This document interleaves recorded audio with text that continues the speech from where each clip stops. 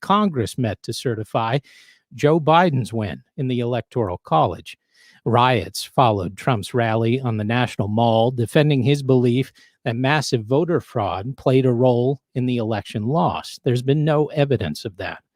Both of these instances could be said to show the fragility of democracy. In Myanmar, the civilian government has been in power for just 5 years. The United States has, in its existence, championed a peaceful transfer of power, but the riot showed the violent potential of fiercely divided politics driving a mob. But was it a coup attempt per se? Tonight, we'll talk with national experts about the different types of coups, address some of the myths and misconceptions, and what it actually takes to overthrow a democracy. Not that we're planning to do that. We're joined by Emily Berman, an associate professor at the University of Houston Law Center.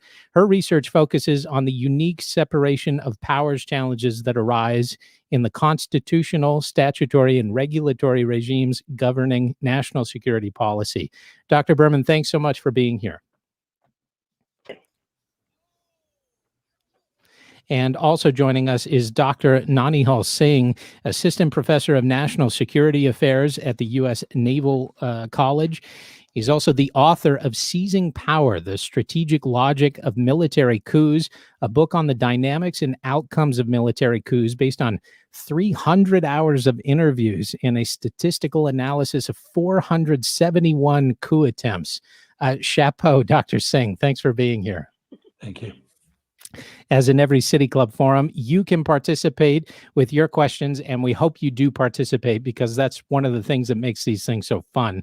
You can text them to 330-541-5794. You can see it on the screen, 330-541-5794. You can also tweet them at the City Club, and we'll try to work them in. They make it to me somehow. I still don't understand, but we'll fit in your questions. So with that, we can begin. And Dr. Singh, I want to start with the big question. When we talk about a coup, what even are we talking about? Because a lot of people, especially with what happened January 6th, some used coup right away. We've kind of settled on insurrection, at least in the media, but what are we talking about? Can you help us? Sure. Just before I get started, to clarify, speaking as myself as a scholar and not on behalf of my employer or anyone else who pays my bills. So when we talk about a coup, the term is used by different people in different ways. And I have a particular sort of narrow political science use of the term. And where all the definitions converge is they're all talking about some sort of illegitimate seizure of power, particularly if it involves force. However, the way that political scientists tend to use the word, there's an extra ingredient, and that is that the seizure of power has to involve state military forces. It can't involve mercenaries or an outside invasion, or in this case, a civilian rabble, mob, or even an army, right? All of those things are insurrections. If this had been an organized force that had invaded, it would have been a civil war. But there's a distinction between those two. And the reason is that a coup is a particular, it's like talking about how you ended up getting robbed. There are different ways of getting robbed. You can get robbed at gunpoint. Someone else can come and bang you on the head and take your wallet. Someone can run by and grab your wallet. The net result of all of these things is you lose your wallet. But if you understand the differences between the events, each kind of thing requires a different kind of response. And in this case, the reason why I call it an insurrection and not a coup is that I feel that calling it a coup focuses our attention on the state security forces as the aggressors, whereas in this case, it was instead a partisan mob. And by understanding that, we develop a much better understanding of how to address the situation. Dr. Berman, do you agree with that? Yeah, I do not have the background of studying coups such that I have a specific definition that I use in my work. but I definitely associate that word with the military stepping in and taking power. And fortunately for the United States, it was really the opposite circumstances here, where the military did sort of everything they could to separate themselves from not just on January 6th, but even from the controversies such as it was surrounding the election outcome. And then, of course, it was the National Guard that came in and really got things under control. So I'll play devil's advocate here and try to defend using coup in this instance, if somebody has to play that role. But one of the things that came to mind right away was this group, the Oath Keepers, apparently of military members and also, active military members, police officers, other security forces, current or former, who were organized and apparently, based on the evidence we have here, had a plan, operational plan for the storming of the Capitol. And it got me thinking about the attempted coup in Turkey from 2016, where it was only part of the military, which Erdogan tried to blame on a separatist movement, which was not proven, but it was part of the military that had rose up. It was not necessarily the full security structure, but we still called that a coup, even though it was part of the military. So why can't we say with all these Oath Keepers that this is a coup too? It's part of the military. Dr. Singh? So coups actually always involve some portion of the military. They never involve everybody. Even when, in fact, the people who are engaging in the coup claim that they're doing it on behalf of everybody. That claim itself is highly suspect. However, the difference is whether or not they're operating as an organization or you have a handful of military individuals. And if you look at what the Oath Keepers were doing, they're walking around and they've got these fake insignia and they're operating in a sort of disorganized way with a whole bunch of other civilians mixed in. And if, in fact, there had been an attack by a military unit or by a number of military units, it would have been much harder to stop. It would have required sort of a forcible response by another force within the military. And we didn't see that. Instead, what we saw was, unfortunately, probably around 30 or 40. This is my best guess based on what I know from reading journalists, 30 or 40 both active service members, National Guard, and also ex-service members who violated their oath and who were working together with a whole bunch of local militias and other hangers-on to come in. But one of the things that you see is that it was a largely disorganized effort. It's not to say there was no organization. There was. Apparently, there were 3 different groups that met ahead of time in parking lots. But this is very different from, let's say, the raid on bin Laden, right? The highly organized, tightly synchronized, efficient military action. And something like that would have been a good deal more catastrophic. But as you point out, the military has tried to stay out of it. In fact, may have been bending over so far backwards to stay out of it that they failed to respond as quickly as they should have. You mentioned Myanmar. You can see what happens when the military actually gets involved. And the U.S. military is a good deal more proficient and powerful than the Myanmar military. Something like that would have felt very different. So to belabor this point, Ohio is deep in this because apparently there was this self-described Ohio State Militia, which had active members, which did organize beforehand. They had clear operational goals. They had materials.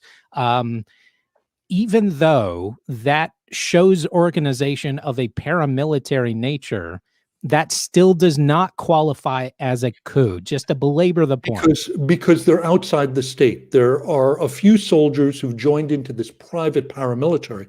This is actually not unusual during civil wars.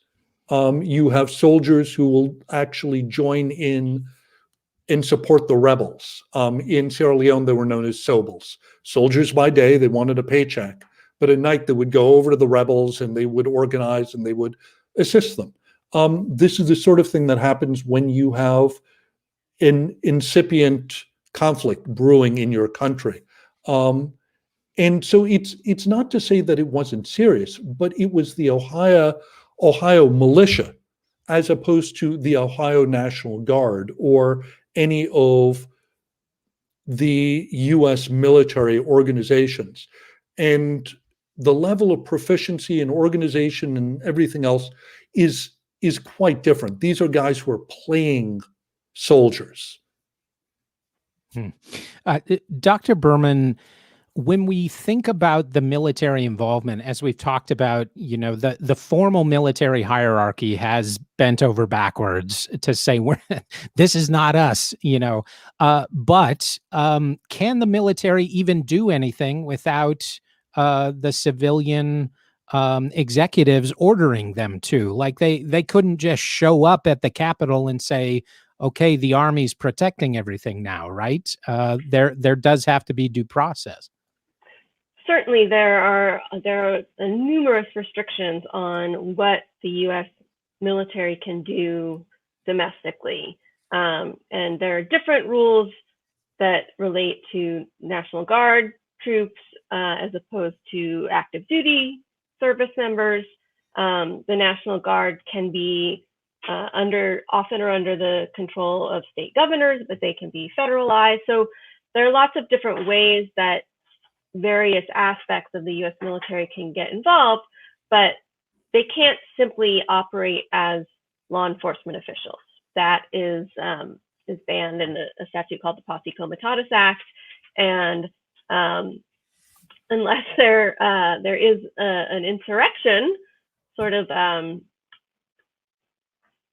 exception to Posse Comitatus, but even then, even if that was invoked, it would be by the civilian chain of command, not the military acting on its own.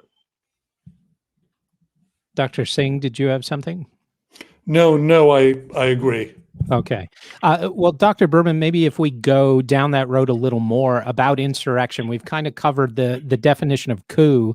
So maybe we set the table here on what an insurrection is and why that fits this situation in the United States better than coup. Yeah, so an insurrection, and this is not something that is defined in the U.S. Code, but an insurrection generally is viewed as an act of violence revolting against the authority of an established government. So it's it's similar to the idea of the coup, but without the military involvement. So it's really any instance of citizens or residents rising up, using violence to try to defy the authority that is currently in power. What distinguishes this from just terrorism or violent criminals? Like what specifically is an insurrection? Why can't we just dismiss this as domestic terrorism on its own? Yeah, so terrorism is an act of violence whose purpose is to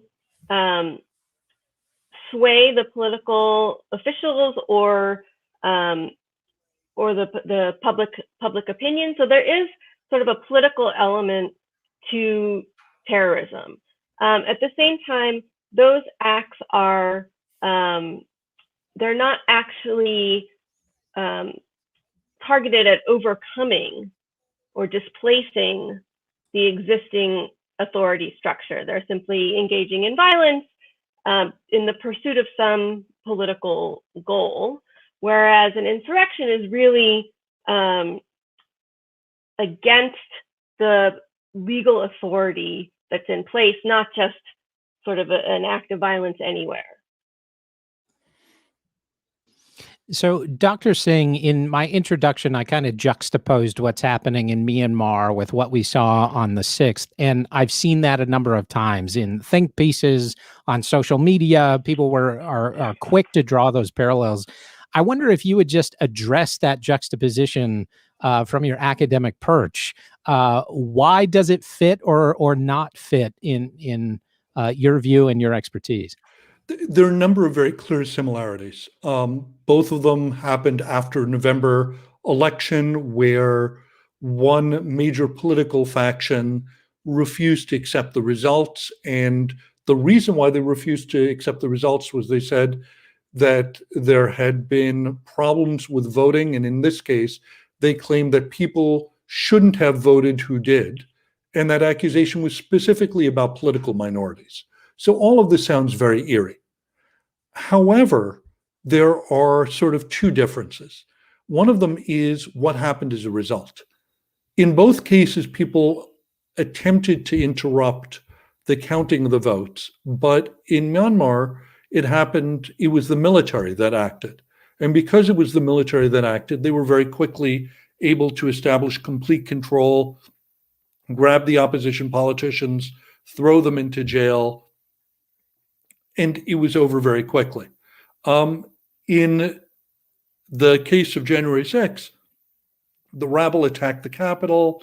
You have 140 police officers get injured, but they don't actually manage to do anything more than disrupt and threaten. And I want to be careful. On the one hand, this was a highly disruptive, tragic, threatening event. If you saw Alexandria Ocasio-Cortez talking about how harrowing it was and how close she believes she came to losing her life, it was a horrific event.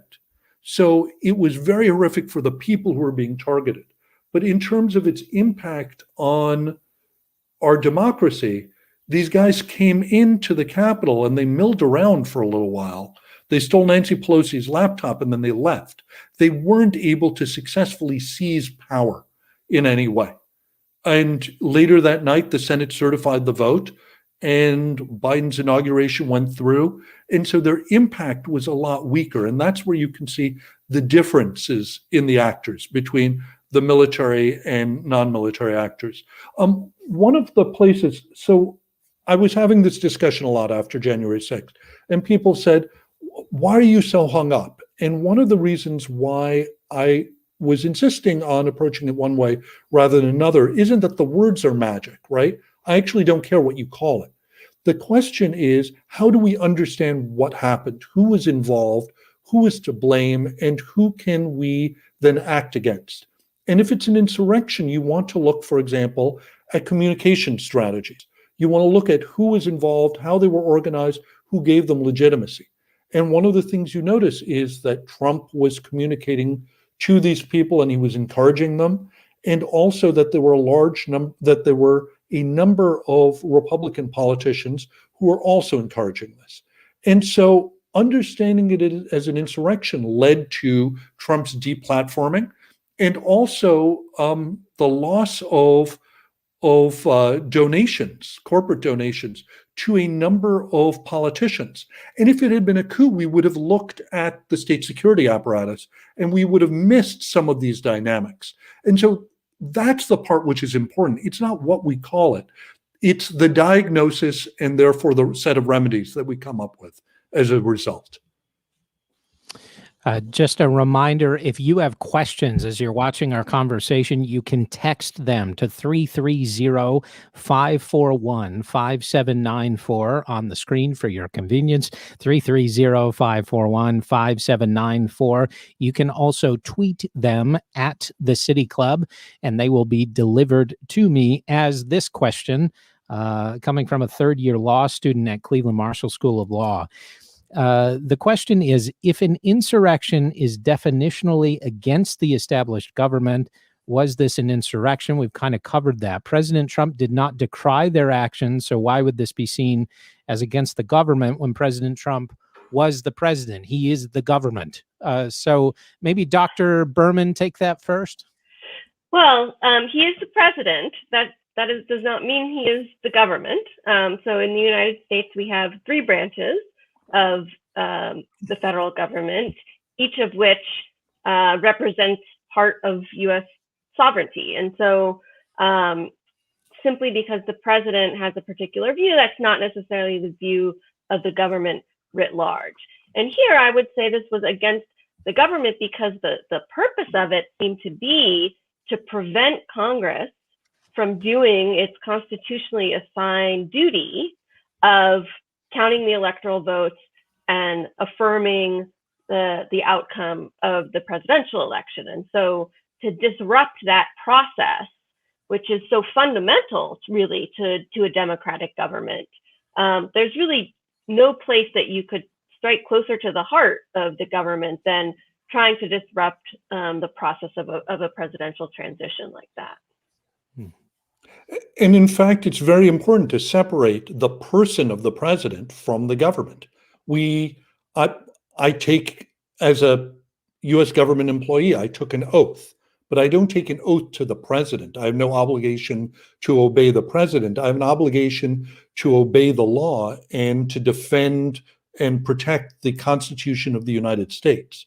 And one of the things about the way in which America is founded is it's founded around an idea that the government is not a person. And we are a government of laws, not men. How much we achieve that is a different matter. But at least in theory, the government is very different from the president. And that's exactly why presidents can lose elections and why they get removed. And then there's another president. Dr. Berman, with this being now an insurrection, as we've covered here, how does that affect how these people would be prosecuted and how our national security structure considers them? Are they just, as we talked about terrorism before, maybe that's not a perfect fit, but how does our system address these individuals doing what they did? Yeah, so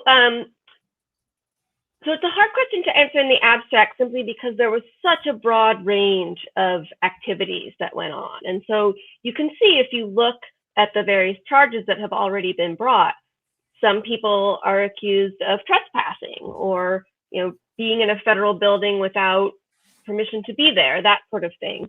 On the other hand, you have people now who are being accused of conspiracy.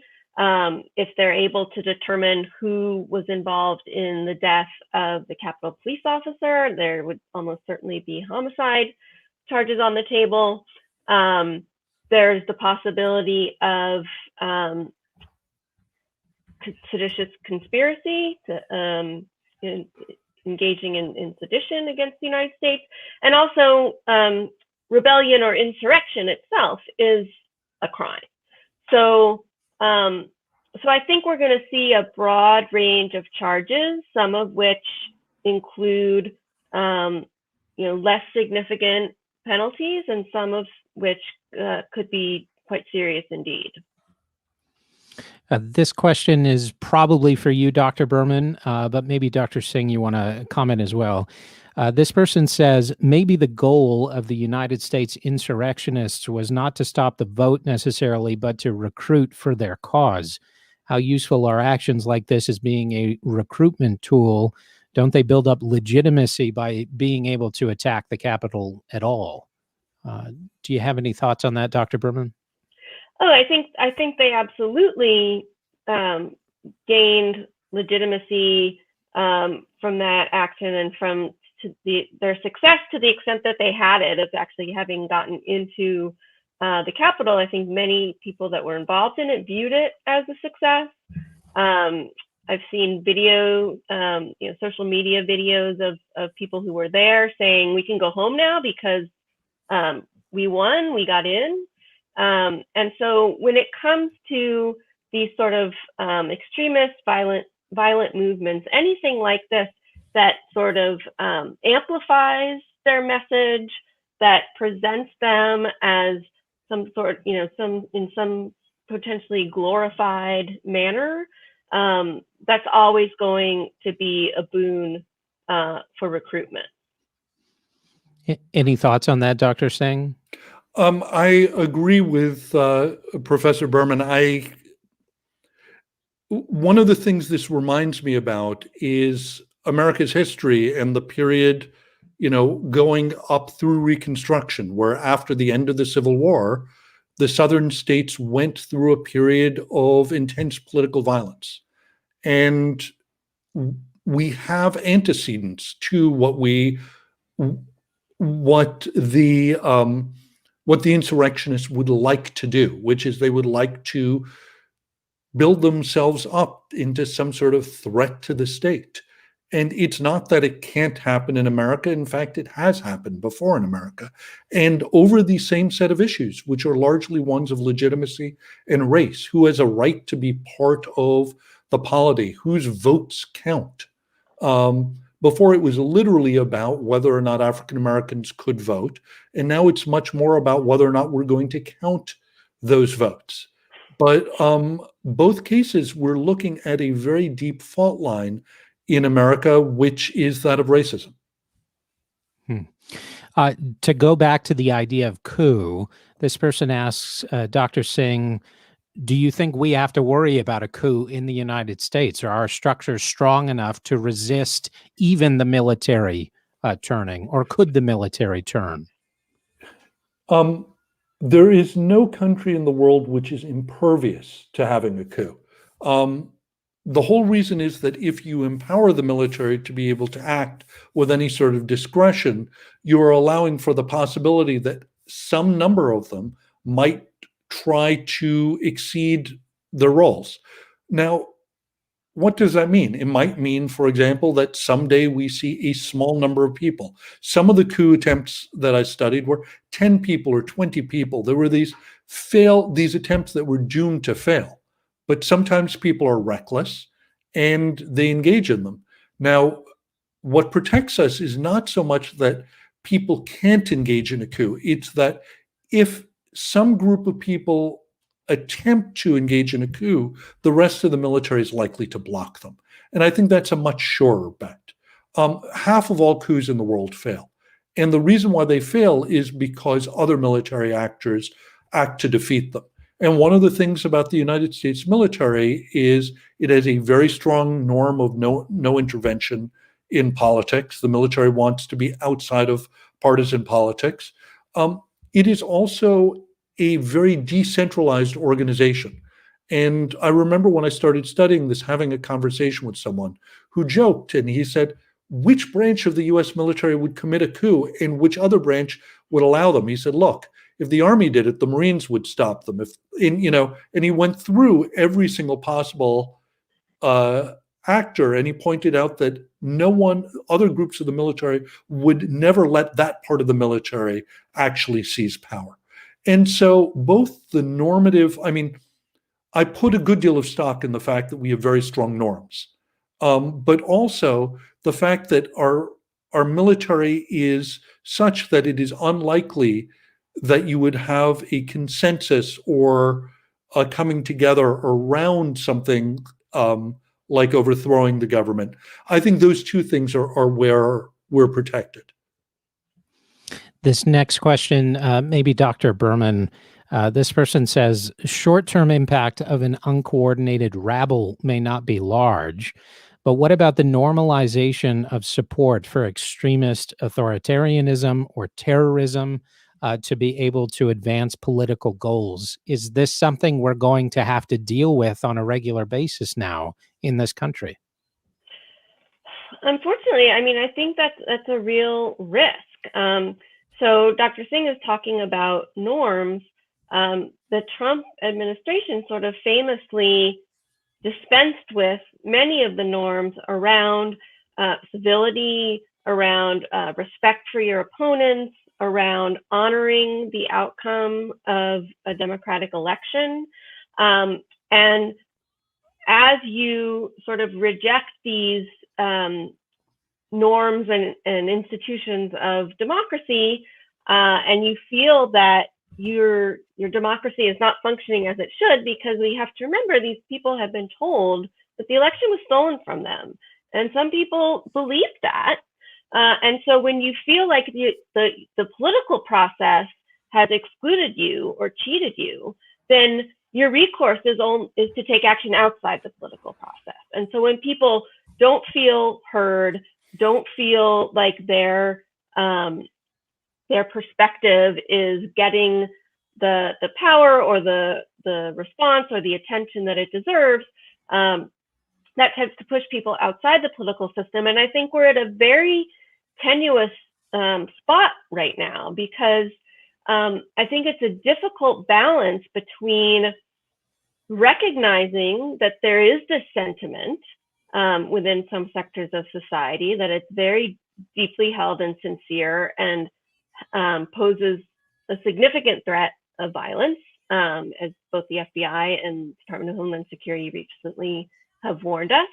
At the same time, simply dwelling on that then provides more oxygen for these forces by publicizing them, by giving people in leadership roles in those organizations, more airtime, essentially. And so I think we have to find a way to address the problem while still somehow sort of minimizing it, making it once again something that is simply viewed by the vast majority of Americans as beyond the pale and an unacceptable means of expressing your political views. This question's about former President Trump's, I guess, liability here. Is the fact that at least part of this rioting and storming of the Capitol was planned before January 6th, does that decrease his liability attached to this event, since the rally the day of is often being cited as inciting the emotion and the violence in this crowd? But if it was planned beforehand, does that take him out of this in some sort of legal sense? It's not clarified, but maybe Dr. Berman first. Yeah, so I think that last point you make, I think, is an important one. So there's legal liability, and then there's moral liability, right? And the two don't necessarily always go hand in hand. So on the one hand, there may not be sufficient evidence to actually accuse or prosecute President Trump for incitement to violence as it is defined in the US Code. At the same time, it's not as if he'd been silent prior to January 6th. The whole reason that people were there and the reason they were so emotional was because he'd been lying to them since before the election. The only way we can lose is if it's rigged. And by continually beating on that drum and not conceding and not allowing other Republicans in power to recognize Joe Biden as the president, that's where this pent up anger has come from. So even if it wasn't him that said, okay, now everyone, let's go storm the Capitol, which he kind of did on January 6th, but the planning that went on before that was not entirely independent of Donald Trump's actions. He encouraged people to be upset. He said, come to DC on January 6th, it's going to be wild. So it's really a whole pattern of behavior with him, not isolated to January 6th. We do have a number of questions coming in. I'm weaving them in. There's still room for you. We have about a half hour left with Drs. Berman and Singh. You can text your questions to 330-541-5794, 330-541-5794, or tweet them at the City Club, and they're sent to me directly. This question from a high school student in Shaker Heights, maybe Dr. Singh first. Could you comment on the delay in authorizing troops, I presume National Guard, to put down the insurrection, and how does that fit into how we consider a military role? Is inaction inaction? So that's a very interesting question, and it gets us sort of deep into the weeds. There are two sets of issues here. One is the question of exactly what happened, when it happened, to what extent was the military reluctant to intervene? Were they held back by other political actors? And there, I would say that we're still finding out exactly what occurred. And so I don't want to jump the gun on that. I will say that sort of my gut sense is that what we saw were a series of bureaucratic snafus rather than a deliberate refusal to help the constituted authorities. And one of the things you know when you work within the military is a very slow and ponderous organization outside of a narrow set of circumstances, particularly when they're confronted with something that they haven't thought about ahead of time. So the idea that someone might have delayed for a few hours is not at all surprising to anyone who spent any time within the military. But to the second point, they are right that sometimes inaction can be part of a coup. And this happens when you have a revolution and a coup together. So, for example, a number of popular revolutions, the Arab Spring revolutions in Tunisia or in Egypt, happened where you had a popular uprising in the streets. And then when the military was asked to defend the presidency from this revolution, they said, no, we're not going to do it. We won't open fire. We're not going to support the president. And at that point, the president was forced to back down and resign. But that isn't what we see here. What we saw was a slight delay as they tried to figure out what they were supposed to be doing, which was very different from the military saying, you know what, we're more than happy to let Congress get slaughtered. And part of what you saw was a set of jurisdictional issues, right? The Capitol Hill police have very jealously guarded their jurisdiction. This is their territory. It's not someone else's. And so when they ask for help from outside actors, those outside actors don't necessarily know how to proceed. I think there were a number of very disturbing things that we saw that day.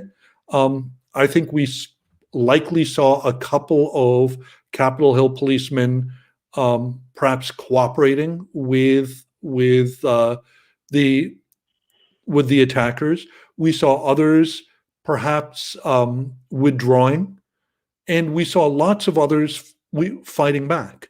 But I don't think what we saw was an organized effort by the military to say, you know what, we're out, we're happy to let the government fall, we're happy to let Congress get slaughtered. And this goes back to an earlier remark that Professor Berman was making, and that is, how is it that we're going to deal with the fact that these movements are now moving forward and they view this as a success? They're going to try to keep recruiting. One of the things we have to remember is that while QAnon beliefs are not held by all of them, QAnon does talk about there being a day of reckoning where they would round up Democratic politicians and execute them for their role in this pedophilic cabal where they are allegedly going around and sexually assaulting little children. And the fact that there are groups out there that talk about doing this is something that I think we need to take very seriously. But it doesn't make it a coup. Well, you actually segue into this question fairly well. Are there instances of military coups being legitimized via popular support? Are coups ever desirable from a liberal democracy perspective? This person imagines not, but maybe a truly corrupt government versus a norm-respecting military with popular support provides a foil to our classic coup narrative. So what I would say on that is that it's not that a coup is a good thing or a bad thing. The question is what comes afterwards, right? There are a number of coups which have overthrown dictatorships and moved the country into democracy. For example, in 1972, what was called the third wave of democracy started with a coup in Portugal, which overthrew the dictator Salazar and transformed the country into democracy. And that one democratization then touched off a whole wave of democratizations that culminated in the 1989 and 1990 end of the Cold War. The overthrow of Ceausescu in Romania happened with the involvement of the military and is a coup. The overthrow of Ferdinand Marcos in 1986 in the Philippines, the People Power movement, happened because the military decided that they would side with the protesters against the president. And like I said, some of the Arab Spring revolutions involved the military. Also, other times you have military coups which don't involve popular uprisings, but which do transform a country from a dictatorship into a democracy. So this is why I think the question to ask is always, what happens next? Where is the country going to go? It's very hard for outside actors to have very much of a role in influencing whether a coup succeeds or fails, but there's a good deal more latitude for them to influence what kind of government comes next, whether in a week or a month or a year. And this is one of these things that we as liberal Democrats should pay attention to. How do we try to transform the post-coup environment so that we can support democracy? Is there any correlation that you've seen between the rise of authoritarian regimes and the potential for coups or actual coups? In fact, most authoritarian regimes are ended by coups. Now, oftentimes these are coups where someone is overthrowing an authoritarian leader and they want to take power and declare their own dictatorship. It's not that those coups are necessarily good. It's just to say that it is hard for an authoritarian regime to end. And one of the ways in which they do end, I think it's the numbers are something like 75% of all ends of authoritarian regimes happen because of coups. It doesn't happen because of popular revolts in the streets or democratic movements without the support of the military. Dictators, once they're embedded and they have military support, it's very hard to shake them loose unless you can separate them from the military. This next question, maybe Dr. Berman first.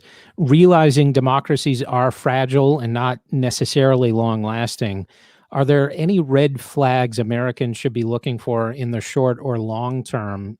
I assume in terms of testing our institutions again and what qualifies as a genuine threat to democracy or just a criminal action. Yeah, I think one of the most concerning red flags with respect to democracy in the United States is the absence of a shared set of facts. You can disagree with someone on policy, but if you can't agree on the facts, there is no bridging that divide. And so to the extent that the misinformation is out there, whether it's social media, whether it's right-wing broadcasting, whether it's the politicians themselves, I think it's really difficult to imagine Americans coming to a point where we sort of restore that sort of shared sense in what it means to be American and respect for one another, though we may differ in our opinions quite strongly. And so I think that getting a handle on these things like QAnon, that really create this alternative universe of facts, is really dangerous, because democracy is an idea, right? We all just decide that this is how we're going to do it, and we have our elections, and we all say, "Oh, too bad I lost. Maybe next time," or "Yay, we won." But once again, sort of goes back to what I was saying before, once people feel like that system is no longer functioning for them, then they don't have faith in the outcome of elections. That's when democracy really hits some turbulent waters. Can I come in on that? Yeah, please. I'm going to be a little bit more critical and cranky, perhaps, than my colleague is. The first is, if you look at the people who attacked the Capitol, there should be no one who's defending them. And in fact, there are people out there who are defending them, right? There was a guy out there who's wearing a shirt which said 6MWE. 6 million wasn't enough. It was a pro-Holocaust shirt. There's another guy who is wearing a Camp Auschwitz shirt, right? I grew up in a neighborhood of Holocaust survivors. Elie Wiesel was actually my next lived across the street from me. This is something I take very seriously and very personally. There were literal Nazis in that group. And it should not be hard for Americans to say, we reject this. I mean, that is allegedly what World War II was all about. So that's the first point. The second point is that this shows us something else, that in fact, I think there are two different understandings of democracy. One of them is this idea that democracy is about a process, and Americans are free and we are equal and nobody's above the law. But there's also another notion of what it means to be an American, which is an ethno-nationalist understanding, right? And it's democracy is a game that's played by wealthy white men. And as long as it's played within that elite, it's okay. But the minute you have outsiders, the minute you have guys like Obama or women like Hillary Clinton or now Kamala Harris waiting in the wings as the vice president for the oldest president we've ever had, that this must be illegitimate. And so what we're seeing is these people who have this understanding of America, which is not about democracy and equality and freedom and rule of law, but is instead about old white men ruling. And if they aren't, then that's unfair, which goes to the third point, which is that democracy is much younger than we admit. And in fact, we've only been a fully democratic state since 1965. And that happened as a result of a good deal of bloodshed. And incidents like this remind me how recent our democracy is and perhaps how shallow the roots are amongst some people in the population. Yeah, that's really poignant. A fully democratic state since 1965. Often people think that the Constitution formed our democracy, our democratic republic, but obviously there was a lot of change that had to take place before everybody had agency in this nation, and still it's a struggle. With that being said, then. It seems like this popular movement, I don't know what we call it, because not all people who storm the Capitol are members of QAnon. Some of them have legitimate political grievance.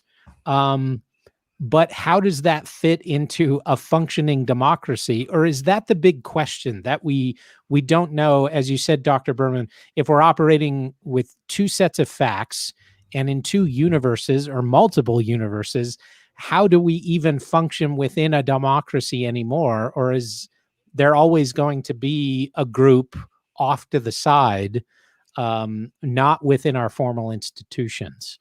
If there's a question in there.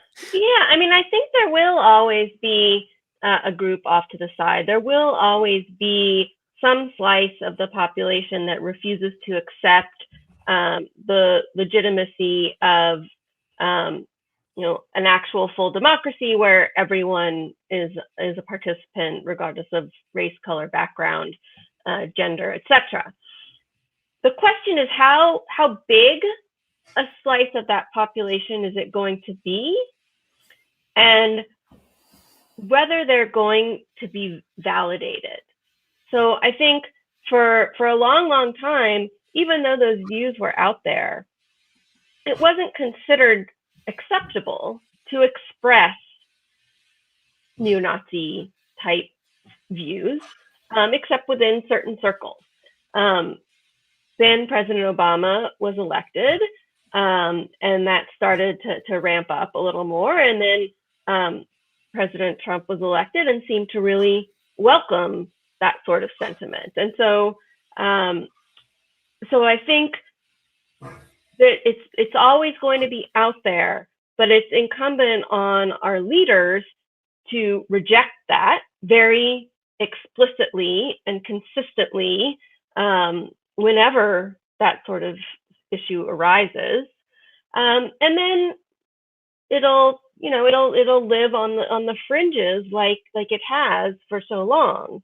But so long as they've got people in power who are espousing their views, defending what they've done, calling them patriots, that's not a way to sort of heal heal the rifts that seem to be with us. Did you have anything to add on that, Dr. Singh? Okay. Well, I will ask you this question. We've kind of had a train of thought, and I've continued on it. There was a question, Dr. Singh. Could you discuss the extent to which the U.S. has supported coups in the past, Latin America being coming to mind, but also elsewhere? What interests drove that involvement? How did it relate to America's professed interest in supporting democracy? You're muted there. If you can unmute, yeah, no problem. Thank you for flagging that. During the Cold War, the United States was not so much interested in promoting democracy as they were interested in fighting communism. And so they tried to mount a coup in Iran. They backed a coup in Chile. They backed any number of coups against communists. And so there's a long history of that. The switch over to a foreign policy which was firmly pro-democratic only happens after the end of communism. And even now, you will see high government officials, such as former Secretary of State, Secretary of Defense Robert Gates, saying they're not sure if the Arab Spring was a good idea for America, which is an argument that the United States has interests which are more powerful or more important than its commitment to democracy overseas. I think that's a deep mistake. So going forward, we're approaching the second impeachment trial of former President Trump, and I think there's going to be a lot of talk about the insurrection, and we'll see if the word coup is thrown around as well within the trial, depending on how much of a trial we actually get.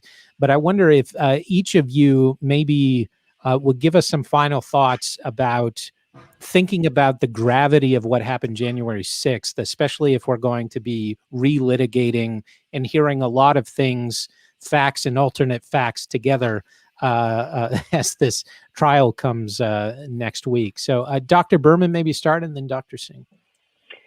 Yeah, so I think in some ways it'll be quite a valuable exercise in that I think the House managers will put on a very persuasive case that will be a very explicit review of what happened and the real violence that was done to the Capitol and to the people there. And so I think that is something it will be good for Americans to see and to have their attention called to those facts. I think that the likelihood that the Republicans will engage with those facts seems to be quite low. And so in some ways, I think what we're going to see is the two sides are talking past each other. So the House managers are saying Donald Trump's responsible, and the Republicans responding, and Donald Trump's defense attorneys, well, he's out of office, so you can't impeach him. And so what are we even talking about?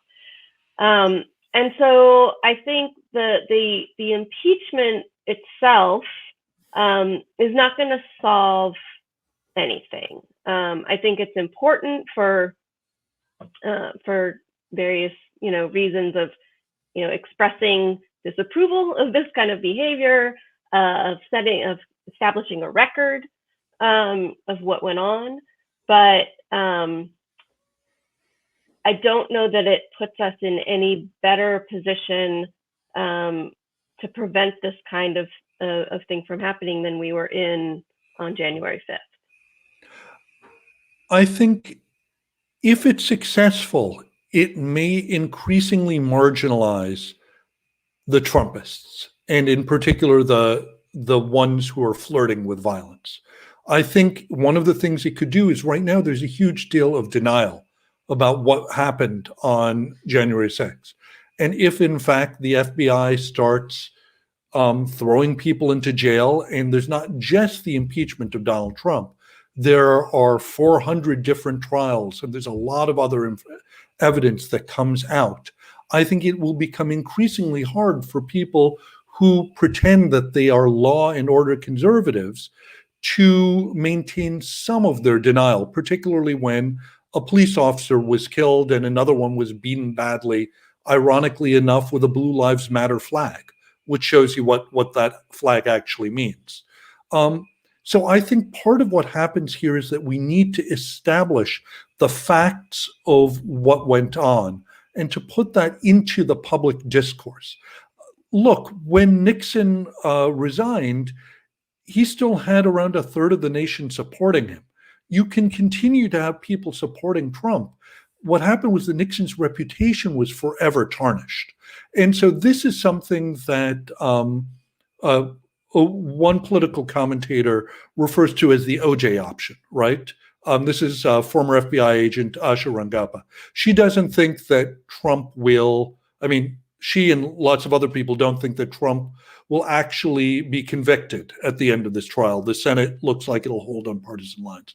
But his reputation may be substantially damaged, and he may get caught on further chicanery that he engages in, particularly some of the fraudulent financial activity, which has been buzzing around him if he becomes implicated in that. And he may no longer be protected by the aura of the president. And I think that would be important. I don't think this is going to be a situation where we can transform what happened in a day. I think what you're going to have to do is bit by bit insist on the truth, put facts into evidence, but also resist the calls to impunity by holding people to account, starting with the small fry, but not stopping there, and working your way to the top. America did. If you look back at Reconstruction, America had a period of attempted transformation, and then they backed off. And there are incidents like this, for example, in Wilmington, North Carolina, where there was a black man who was elected and a mob showed up and they managed to overthrow him, even though he was the democratically elected mayor. There was a similar incident in New Orleans. There was an effort to heal the nation basically by forgetting all of the sins of the Confederacy and pretending that nothing bad had happened. We can't do that again. One of the reasons why we can't do that is because the demographics of America are going to continue to change. They can't actually create a peace based on this sort of denial. So the only way through this is through the middle of this.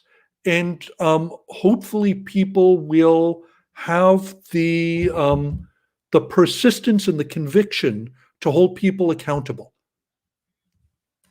And Dr. Berman, just a final thought. Do you think that's happening? Your view of the justice system and how things are working? We're seeing cases being pursued, but is it to the extent that you think shows that commitment to rule and law?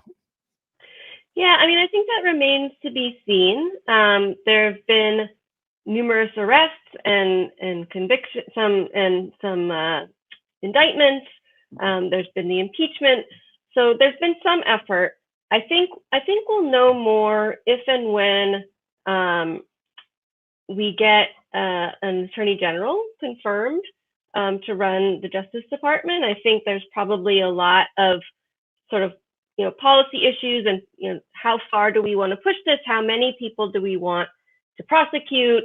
Are there sort of minimal property crimes that we want to ignore? That's going to be a policy decision that's going to have to come from the top. And so I think we'll see that. I think there's some evidence that there is a push to have hearings to investigate what went wrong, the security apparatus, and I think that kind of record will be quite helpful. So I think we'll see some people will be held to account, and we will learn a lot more about what happened both before and during the events of January 6th.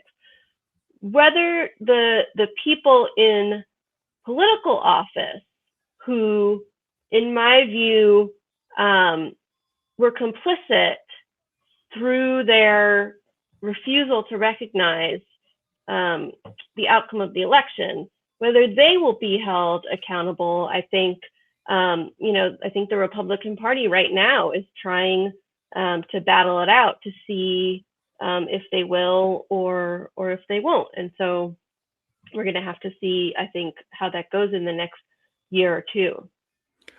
Can I add one small thing here? I would love to see full legal responsibility, full legal liability here. But there are lots of other ways to hold people responsible.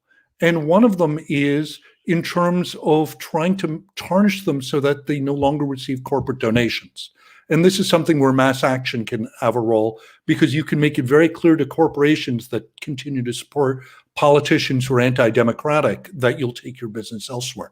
And so there may be ways in which, if we are committed to the practice of democracy and to the ideals of democracy, that we can have people feel some cost for their actions. Thank you for that. And thank everybody for joining us for today's virtual Happy Dog Takes on the World Forum. We've been talking about coups and the fragility of democracy with Professor Emily Berman from the University of Houston Law Center and Dr. Nanihal Singh, Assistant Professor of National Security Affairs at the U.S. Naval War College and author of Seizing Power, The Strategic Logic of Military Coups. Happy Dog Takes on the World is presented with support of an anonymous donor and is a collaborative effort between the City Club of Cleveland, the Cleveland Council on World Affairs, the Happy Dog, Northeast Ohio Consortium of Middle Eastern Studies, and IdeaStream. And we do appreciate this partnership.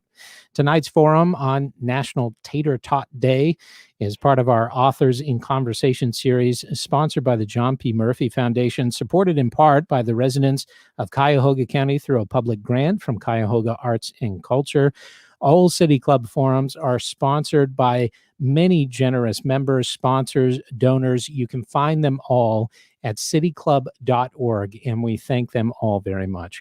I'm Tony Ganser. Thank you so much for joining us this evening. Our forum is adjourned, and I will ring the digital gong one more time. Thanks, everybody, for being here. Appreciate it.